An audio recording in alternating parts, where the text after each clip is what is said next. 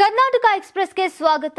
ನಾನು ಲಾವಣ್ಯ. ನಾನು ಇದ್ರೆ ಕಾಂಗ್ರೆಸ್, ನಾನು ಇಲ್ಲ ಅಂದ್ರೆ ಕಾಂಗ್ರೆಸ್ ಇಲ್ಲ ಅನ್ನೋ ಮೂಲಕ ಸಿಎಂ ಸಿದ್ದರಾಮಯ್ಯ ಸ್ಥಾನ ಬಿಟ್ಟು ಕೊಡದಿರೋಕೆ ಹೊಸ ಅಸ್ತ್ರ ಪ್ರಯೋಗ ಮಾಡಿದ್ದಾರೆ ಅಂತ ಎಚ್.ಡಿ. ಕುಮಾರಸ್ವಾಮಿ ಅವರು ತಿಳಿಸಿದ್ದಾರೆ. ಸಿದ್ದರಾಮಯ್ಯನವರು ಕುರ್ಚಿ ಬಿಟ್ಟು ಕೊಡುವ ಜಾಯಮಾನದವರಲ್ಲ. ಸಿದ್ದರಾಮಯ್ಯ ಅಧಿಕಾರ ಬಿಟ್ಟು ಕೊಡಲ್ಲ. ಈಗ ಕುರ್ಚಿ ಬಿಡುವುದು ಅವರ ಜಾಯಮಾನದಲ್ಲಿಯೇ ಇಲ್ಲ ಅಂತ ಕೇಂದ್ರ ಸಚಿವ ಎಚ್.ಡಿ. ಕುಮಾರಸ್ವಾಮಿ ಅವರು ಟೀಕಿಸಿದ್ದಾರೆ. ನಮ್ಮ ಪಕ್ಷದಲ್ಲೇ ಇದ್ರಲ್ಲ, ನೋಡಿದ್ದೇನೆ ನಾನು. ರಾಜ್ಯದ ಜನತೆ ಸೇವೆ ಮಾಡೋಕೆ, ಅಹಿಂದ ಜನರಿಗಾಗಿ ಕೆಲಸ ಮಾಡೋಕೆ ಇವರು ಅಧಿಕಾರಕ್ಕೆ ಬಂದಿಲ್ಲ. ಅವರಿಗೆ ವೈಯಕ್ತಿಕ ಅಧಿಕಾರವೇ ಮುಖ್ಯ. ನಮ್ಮ ಪಕ್ಷದಲ್ಲಿ ಇದ್ದಾಗಲೂ ಪಕ್ಷ ವಿರೋಧಿ ಚಟುವಟಿಕೆ ಮಾಡಿದ್ರು. ಈಗ ಇವತ್ತು ಆಶ್ರಯ ಕೊಟ್ಟ ಪಕ್ಷವನ್ನೇ ಆವರಿಸಿಕೊಂಡಿದ್ದಾರೆ. ಕಾಂಗ್ರೆಸ್ ಪಕ್ಷದ ಹಳಬರನ್ನ ಮೂಲೆ ಗುಂಪು ಮಾಡಿದ್ದಾರೆ. ನಾನು ಇದ್ರೆ ಕಾಂಗ್ರೆಸ್, ನಾನು ಇಲ್ಲ ಅಂದ್ರೆ ಕಾಂಗ್ರೆಸ್ ಇಲ್ಲ ಅನ್ನುವ ವಾತಾವರಣ ನಿರ್ಮಾಣ ಮಾಡಿದ್ದಾರೆ. ಈ ಮೂಲಕ ಸಿಎಂ ಸ್ಥಾನ ಬಿಡೋಕೆ ಆಗಲ್ಲ ಅನ್ನೋ ಹೊಸ ಅಸ್ತ್ರ ಪ್ರಯೋಗ ಮಾಡಿದ್ದಾರೆ ಅಂತ ಪ್ರತಿಕ್ರಿಯಿಸಿದ್ದಾರೆ.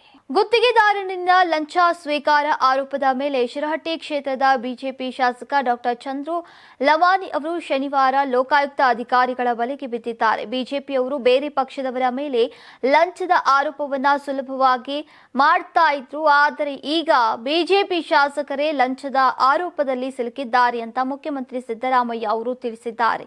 ಶಿರಹಟ್ಟಿ ಬಿಜೆಪಿ ಶಾಸಕ ಚಂದ್ರು ಲಮಾನಿ ಅವರು ಲಂಚದ ಆರೋಪದ ಮೇಲೆ ಲೋಕಾಯುಕ್ತರ ಬಳಿ ಸಿಲುಕಿರುವಂತಹ ಬಗ್ಗೆ ಪತ್ರಕರ್ತರಿಗೆ ಪ್ರತಿಕ್ರಿಯೆಯನ್ನ ನೀಡ್ತಾ ಬೇರೆಯವರನ್ನ ದೂರುವ ಬಿಜೆಪಿಯವರು ಈಗ ಲಂಚದ ಆರೋಪದಲ್ಲಿ ಸಿಲುಕಿದ್ದಾರೆ. ಲೋಕಾಯುಕ್ತರ ತನಿಖೆ ನಡೆಯಲಿ ಅಂತ ಹೇಳಿದ್ರು. ಬಿಜೆಪಿಯವರು ಈ ದೇಶದಲ್ಲೇ ಅತ್ಯಂತ ಪ್ರಾಮಾಣಿಕರಲ್ವೇ ಅಂತ ಡಿಸಿಎಂ ಡಿಕೆ ಶಿವಕುಮಾರ್ ಅವರು ಲೇವಡಿ ಮಾಡಿದ್ದಾರೆ. ಬಿಜೆಪಿ ಶಾಸಕ ಚಂದ್ರು ಲಮಾನಿ ಲೋಕಾಯುಕ್ತ ಬಲೆಗೆ ಬಿದ್ದಿರುವುದರ ಹಿಂದೆ ಬಹುಶಃ ಏನೋ ಸಂಚು ನಡೆದಿದೆ ಅಂತ ಶಾಸಕ ಬಸನಗೌಡ ಪಾಟೀಲ್ ಯತ್ನಾಳ್ ಅವರು ಅನುಮಾನವನ್ನ ವ್ಯಕ್ತಪಡಿಸಿದ್ದಾರೆ. ಯಾದಗಿರಿ ಜಿಲ್ಲೆ ಗುರುಮಠಕಲ್ ಪಟ್ಟಣದಲ್ಲಿ ಪ್ರತಿಕ್ರಿಯೆಯನ್ನ ನೀಡಿದ ಯತ್ನಾಳ್, ಚಂದ್ರು ಲಮಾನಿ ಟ್ರ್ಯಾಪ್ ಹಿಂದೆ ಸಂಚು ಇರಬೇಕು ಅನ್ಸುತ್ತೆ. ಚಂದ್ರು ಲಮಾನಿ ಒಬ್ಬ ಒಳ್ಳೆಯ ವೈದ್ಯ ಹಾಗೂ ಒಳ್ಳೆಯ ಮನುಷ್ಯ. ಉದ್ದೇಶಪೂರ್ವಕವಾಗಿ ಅವರಿಗೆ ಟ್ರ್ಯಾಪ್ ಮಾಡಿದ್ದಾರೆ ಎಂದಿದ್ದಾರೆ. ವ್ಯವಸ್ಥಿತವಾಗಿ ಒಬ್ಬ ಬಂಜಾರ ಸಮಾಜದ ಶಾಸಕನಿಗೆ ಟ್ರ್ಯಾಪ್ ಮಾಡಬೇಕು ಅಂತ ಮಾಡಿಸಿದ್ದಾರೆ. ಚಂದ್ರು ಲಮಾನಿ ದುಡ್ಡಿಗೆ ಕೈಯೊಡ್ಡುವಂತಹ ಮನುಷ್ಯ ಅಲ್ಲ ಅಂತ ಯತ್ನಾಳ್ ಅವರು ಹೇಳಿದ್ದಾರೆ. ಮಾರ್ಚ್ 6ರಂದು ಬಜೆಟ್ ಮಂಡನೆ ಇದೆ. ಬಜೆಟ್ ಅಧಿವೇಶನದಲ್ಲಿ ಎಲ್ಲಾ ಶಾಸಕರು ಒಂದೆಡೆ ಕುಳಿತುಕೊಳ್ತಾರೆ. ಆಗ ಶಾಸಕರ ಕುದುರೆ ವ್ಯಾಪಾರ ಜೋರಾಗಿರುತ್ತೆ ಅಂತ, ಅದರ ನಂತರ ರಾಜ್ಯ ಸರ್ಕಾರ ಪತನವಾಗುವುದು ನಿಶ್ಚಿತ ಅಂತ ಯತ್ನಾಳ್ ಅವರು ಹೇಳಿದ್ದಾರೆ. ಗುತ್ತಿಗೆದಾರನಿಂದ 5 ಲಕ್ಷ ರೂಪಾಯಿ ಲಂಚ ಪಡೆಯುವಾಗ ಲೋಕಾಯುಕ್ತ ಬಲೆಗೆ ಬಿದ್ದಿದ್ದಂತಹ ಗದಗ ಜಿಲ್ಲೆಯ ಶಿರಹಟ್ಟಿ ಕ್ಷೇತ್ರದ ಬಿಜೆಪಿ ಶಾಸಕ ಚಂದ್ರು ಲಮಾನಿಗೆ ಮಾರ್ಚ್ 2ರವರೆಗೆ ನ್ಯಾಯಾಂಗ ಬಂಧನ ವಿಧಿಸಿ ಬೆಂಗಳೂರಿನ ಜನಪ್ರತಿನಿಧಿಗಳ ಕೋರ್ಟ್ ಆದೇಶಿಸಿದೆ. ಯಲಹಂಕ ಜುಡಿಷಿಯಲ್ ಲೇಔಟ್ನಲ್ಲಿರುವಂತಹ ನ್ಯಾಯಾಧೀಶರ ನಿವಾಸಕ್ಕೆ ಶಾಸಕರನ್ನ ಲೋಕಾಯುಕ್ತ ಪೊಲೀಸರು ಹಾಜರುಪಡಿಸಿದ್ರು. ನ್ಯಾಯಾಧೀಶರ ಆದೇಶದ ಅನ್ವಯ ಬಿಜೆಪಿ ಶಾಸಕ ಚಂದ್ರು ಲಮಾನಿಗೀಗ ಪರಪ್ಪನ ಅಗ್ರಹಾರ ಜೈಲು ಪಾಲಾಗಿದ್ದಾರೆ. ಪಿಎ ಮಂಜುನಾಥ್ ಸಂಬಂಧಿ ಗುರು ಲಮಾನಿಗೂ ಕೂಡ ಈಗ ನ್ಯಾಯಾಂಗ ಬಂಧನ ವಿಧಿಸಿ ಜಡ್ಜ್ ಅವರು ಆದೇಶವನ್ನು ಹೊರಡಿಸಿದ್ದಾರೆ. ಇನ್ನು ಬಿಜೆಪಿ ಶಾಸಕ ಡಾಕ್ಟರ್ ಚಂದ್ರು ಲಮಾನಿ ಸರ್ಕಾರಿ ಪಿಎ ಮಂಜುನಾಥ್ ಮತ್ತು ಖಾಸಗಿ ಪಿಎ ಗುರುವಿಗೆ ಈಗ ವೈದ್ಯಕೀಯ ತಪಾಸಣೆ ಬಳಿಕ ಲೋಕಾಯುಕ್ತ ಪೊಲೀಸರು ಅವರನ್ನ ಬೆಂಗಳೂರಿಗೆ ಕರೆತಂದಿದ್ರು. ಪ್ರಕರಣ ಸಂಬಂಧ ಶಾಸಕ ಚಂದ್ರು ಲಮಾನಿ ಹಾಗೂ ಗುತ್ತಿಗೆದಾರನ ನಡುವೆ ನಡೆದಂತಹ ಸಂಭಾಷಣೆಯ ಆಡಿಯೋನ ಲೋಕಾಯುಕ್ತ ಪೊಲೀಸರು ವಶಕ್ಕೆ ಪಡೆದಿದ್ದಾರೆ. ಕರ್ನಾಟಕ ಕಾಂಗ್ರೆಸ್ ಪಕ್ಷದ ನಾಯಕತ್ವ ಬಿಕ್ಕಟ್ಟು ಈಗ ಕ್ಲೈಮ್ಯಾಕ್ಸ್ ಹಂತಕ್ಕೆ ಬಂದು ನಿಂತಿದೆ ಅಂತ ಹೇಳಲಾಗ್ತಾ ಇದೆ. ಸಿಎಂ ಸಿದ್ದರಾಮಯ್ಯ ಮತ್ತು ಡಿಸಿಎಂ ಡಿಕೆ ಶಿವಕುಮಾರ್ ನಡುವಿನ ಪವರ್ ಶೇರಿಂಗ್ ಗೊಂದಲ ದಿನದಿಂದ ದಿನಕ್ಕೆ ತೀವ್ರವಾಗ್ತಾ ಇದ್ದು, ಪಕ್ಷದ ಉನ್ನತ ನಾಯಕರು ಈಗ ಇದನ್ನ ಬಗೆಹರಿಸುವಂತಹ ಪ್ರಯತ್ನದಲ್ಲಿದ್ದಾರೆ. ಎಐಸಿಸಿ ಅಧ್ಯಕ್ಷ ಮಲ್ಲಿಕಾರ್ಜುನ್ ಖರ್ಗೆ ಅವರು ಇದೀಗ ಸಚಿವ ಸತೀಶ್ ಜಾರಕಿಹೊಳಿ ಅವರಿಗೆ ಭರವಸೆಯನ್ನ ನೀಡಿರುವುದಾಗಿ ಹೇಳಲಾಗಿದೆ. ರಾಜ್ಯದಲ್ಲಿ ನಾಯಕತ್ವ ಬಿಕ್ಕಟ್ಟಿನಿಂದ ಪಕ್ಷಕ್ಕೆ ಡ್ಯಾಮೇಜ್ ಆಗಿರುವ ಬಗ್ಗೆ ಪ್ರಸ್ತಾಪಿಸಲಾಗಿದ್ದು, ಈ ವೇಳೆ ಎಐಸಿಸಿ ಅಧ್ಯಕ್ಷ ಮಲ್ಲಿಕಾರ್ಜುನ್ ಖರ್ಗೆ ಶೀಘ್ರವೇ ಗೊಂದಲವನ್ನ ಬಗೆಹರಿಸುವ ಭರವಸೆಯನ್ನ ನೀಡಿದ್ದಾರೆ. ಈ ಬಗ್ಗೆ ಸಚಿವ ಸತೀಶ್ ಜಾರಕಿಹೊಳಿ ಅವರಿಗೆ ಮಾತನ್ನ ಕೊಟ್ಟಿರುವುದಾಗಿ ತಿಳಿದು ಬಂದಿದೆ. ಸಚಿವ ಸತೀಶ್ ಜಾರಕಿಹೊಳಿ ಹೈಕಮಾಂಡ್ ನಾಯಕರನ್ನ ಮತ್ತು ಎಐಸಿಸಿ ಅಧ್ಯಕ್ಷ ಮಲ್ಲಿಕಾರ್ಜುನ್ ಖರ್ಗೆ ಅವರನ್ನ ಭೇಟಿ ಮಾಡಿ ನಾಯಕತ್ವದ ಬಿಕ್ಕಟ್ಟಿನ ಬಗ್ಗೆ ಪ್ರಸ್ತಾಪವನ್ನ ಮಾಡಿದ್ದಾರೆ. ಅಲ್ಲದೆ ಈ ನಾಯಕತ್ವದ ಗೊಂದಲದ ಬಗ್ಗೆ ತೀವ್ರ ಅಸಮಾಧಾನವನ್ನ ವ್ಯಕ್ತಪಡಿಸಿದ್ದಾರೆ. ಬೆಕ್ಲು ಶಿವ ಕೊಲೆ ಪ್ರಕರಣದ ಪ್ರಮುಖ ಆರೋಪಿ ಶಾಸಕ ಬೈರತಿ ಬಸವರಾಜ್ ನ್ಯಾಯಾಂಗ ಬಂಧನಕ್ಕೆ ಒಳಗಾಗಿದ್ದಾರೆ.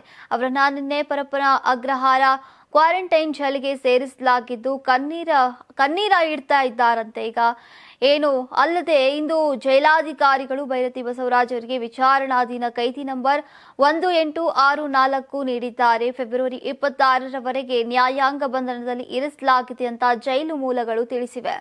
ಭೈರತಿ ಬಸವರಾಜ್ ಬಿಕ್ಲು ಶಿವ ಕೊಲೆ ಪ್ರಕರಣದಲ್ಲಿ ಪ್ರಮುಖ ಆರೋಪಿಯಾಗಿದ್ದಾರೆ. ಕೊಲೆಯ ನಂತರ ತಪ್ಪಿಸಿಕೊಂಡಿದ್ದಂತಹ ಅವರನ್ನ ಪೊಲೀಸರು ಬಂಧಿಸಿ ನ್ಯಾಯಾಲಯಕ್ಕೆ ಹಾಜರುಪಡಿಸಿದ್ರು. ನ್ಯಾಯಾಲಯ ಫೆಬ್ರವರಿ 26ರವರೆಗೆ ನ್ಯಾಯಾಂಗ ಬಂಧನಕ್ಕೆ ಆದೇಶಿಸಿದೆ. ಇನ್ನು ನಿನ್ನೆ ಭೈರತಿ ಬಸವರಾಜ್ ಅವರನ್ನ ಪರಪ್ಪನ ಅಗ್ರಹಾರ ಕ್ವಾರಂಟೈನ್ ಜೈಲಿಗೆ ಸೇರಿಸಲಾಗಿದೆ. ಜೈಲಿನಲ್ಲಿ ಇದುವರೆಗೆ ಅವರಿಗೆ 1864 ಸಂಖ್ಯೆಯನ್ನ ನೀಡಲಾಗಿದೆ, ಕೈದಿ ನಂಬರ್ ಸಂಖ್ಯೆಯನ್ನ ನೀಡಲಾಗಿದೆ. ಇದು ವಿಚಾರಣಾಧೀನ ಕೈದಿಗಳಿಗೆ ನೀಡುವಂತಹ ಅಧಿಕೃತ ಗುರುತಿನ ಸಂಖ್ಯೆಯಾಗಿದೆ. ಇದನ್ನ ಕಂಡು ಭೈರತಿ ಬಸವರಾಜ್ ಅವರು ಕಣ್ಣೀರಾಗ್ತಾ ಇದ್ದಾರೆ. ಬೆಂಗಳೂರಿನ ರಸ್ತೆ ಅಭಿವೃದ್ಧಿಗೆ 5065 ಕೋಟಿ ವೆಚ್ಚ ಮಾಡಲಾಗಿದ್ದು, ಏಪ್ರಿಲ್ ಅಂತ್ಯದ ವೇಳೆಗೆ ಬೆಂಗಳೂರಿನ ಎಲ್ಲಾ ರಸ್ತೆಗಳ ಬ್ಲಾಕ್ ಟ್ಯಾಪಿಂಗ್ ಮತ್ತು ವೈಟ್ ಟ್ಯಾಪಿಂಗ್ ಕಾಮಗಾರಿ ಪೂರ್ಣಗೊಳಿಸೋಕೆ ಈಗ ಅಧಿಕಾರಿಗಳಿಗೆ ಸೂಚಿಸಿದ್ದೇನೆ ಅಂತ ಡಿಸಿಎಂ ಡಿಕೆ ಶಿವಕುಮಾರ್ ಅವರು ತಿಳಿಸಿದ್ದಾರೆ.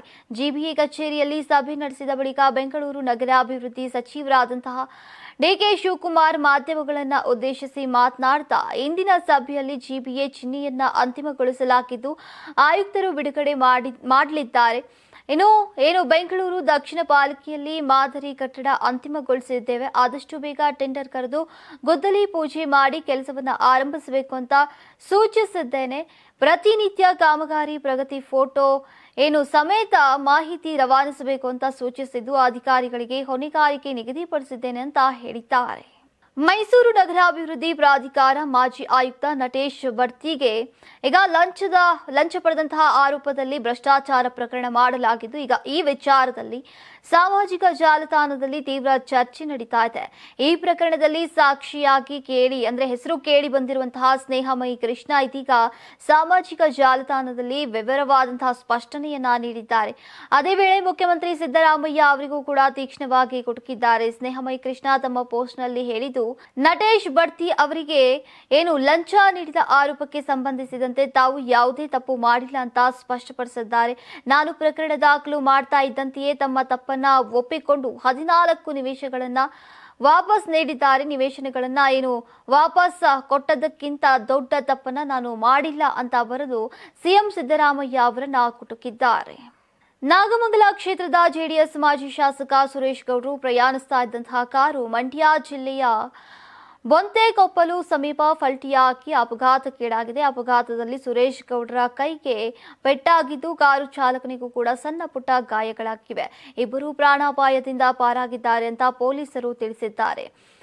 ಅಪಘಾತದ ರಭಸಕ್ಕೆ ಕಾರು ಭಾಗಶಃ ಜಖಂಗೊಂಡಿದೆ. ಚಾಲಕನ ನಿಯಂತ್ರಣ ತಪ್ಪಿ ಪರಿಣಾಮ ಕಾರು ಪಲ್ಟಿಯಾಗಿದೆ ಅಂತ ಪ್ರಾಥಮಿಕ ವರದಿಯಿಂದ ತಿಳಿದು ಬಂದಿದೆ. ಕಾರು ಪಲ್ಟಿಯಾದ ತಕ್ಷಣ ಮಾಜಿ ಶಾಸಕರ ಗನ್ಮ್ಯಾನ್ ಪೊಲೀಸರಿಗೆ ಮಾಹಿತಿಯನ್ನ ನೀಡಿದ್ದಾರೆ. ಶನಿವಾರ ರಾತ್ರಿ ಕೊಪ್ಪ ಬಳಿಯ ಹೊಸಗಾವಿ ಗ್ರಾಮದ ಮಹದೇಶ್ವರ ದೇವಾಲಯದಲ್ಲಿ ಈಗ ಸ್ನೇಹಿತ ಕುಟುಂಬಸ್ಥರ ಮದುವೆ ಕಾರ್ಯವನ್ನ ಮುಗಿಸಿಕೊಂಡು ತಡರಾತ್ರಿ 12:30 ಸುಮಾರಿಗೆ ನಾಗಮಂಗಲಕ್ಕೆ ತೆರಳುವಾಗ ಕೊಪ್ಪ ಹಾಗೂ ಬಸರಾಳು ಮಧ್ಯೆ ಈ ಅಪಘಾತ ಸಂಭವಿಸಿದೆ ಎನ್ನಲಾಗಿದೆ.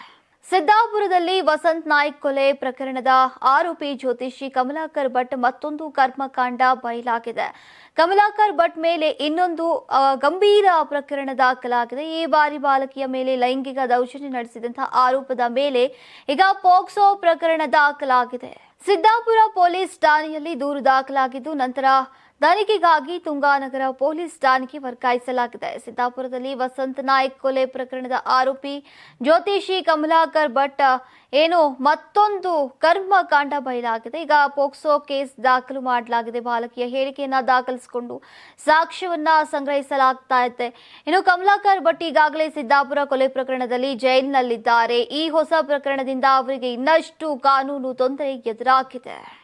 Karnataka TV leader awards 2025 best MLA nomination ಹಳೆ ಮೈಸೂರು ವಿಭಾಗ ಡಾಕ್ಟರ್ ರಂಗನಾಥ್ ಕುಣಿಗಲ್ ಕ್ಷೇತ್ರ, ಸುರೇಶ್ ಗೌಡ ತುಮಕೂರು ಗ್ರಾಮಾಂತರ ಕ್ಷೇತ್ರ, ಸಿಎನ್ ಬಾಲಕೃಷ್ಣ ಶ್ರವಣಬೆಳಗೊಳ ಕ್ಷೇತ್ರ, ಗಣಿಗ ರವಿಕುಮಾರ್ ಮಂಡ್ಯ ಕ್ಷೇತ್ರ, ದರ್ಶನ್ ಪುಟ್ಟಣಯ್ಯ ಮೇಲುಕೋಟೆ ಕ್ಷೇತ್ರ, ಡಿ ರವಿಶಂಕರ್ ಕೆಆರ್ ನಗರ ಕ್ಷೇತ್ರ, ಕೆಎಚ್ ಪುಟ್ಟಸ್ವಾಮಿಗೌಡ ಗೌರಿಬಿದನೂರು ಕ್ಷೇತ್ರ, ಸಿಮೆಂಟ್ ಮಂಜುನಾಥ್ ಸಕಲೇಶ್ಪುರ ಕ್ಷೇತ್ರ, ಮಂತರ್ ಗೌಡ ಮಡಿಕೇರಿ ಕ್ಷೇತ್ರ, ಜಿಡಿ ಹರೀಶ್ ಗೌಡ ಹುಣಸೂರು ಕ್ಷೇತ್ರ, ಸಮೃದ್ಧಿ ಮಂಜುನಾಥ್ ಮುಳಬಾಗಿಲು ಕ್ಷೇತ್ರ, ಪ್ರದೀಪ್ ಈಶ್ವರ್ ಚಿಕ್ಕಬಳ್ಳಾಪುರ ಕ್ಷೇತ್ರ. ಕರ್ನಾಟಕ ಟಿವಿ ವಾಟ್ಸ್ಆಪ್ ಚಾನೆಲ್ ಮೂಲಕ ವೋಟ್ ಮಾಡಿ ಹಾಗೂ ಇವರಲ್ಲಿ ಬೆಸ್ಟ್ ಎಂಎಲ್ಎ ಯಾರು ಕಮೆಂಟ್ ಮಾಡಿ. ನೀವು ಸಣ್ಣ ಆಗ್ಬೇಕಲ್ವಾ? ಅದು ಒಂದು ಉತ್ತಮ ಆಹಾರದಿಂದ ಸಣ್ಣ ಆಗ್ಬೇಕಲ್ವಾ? ಪ್ರತಿದಿನ ನಮ್ಮ ಜೀನಿ ಸ್ಲಿಮ್ ನ ಯೂಸ್ ಮಾಡಿ ಯಾವುದೇ ಸೈಡ್ ಎಫೆಕ್ಟ್ ಇಲ್ದಂಗೆ ನೀವು ಸಣ್ಣ ಆಗ್ತೀರಾ.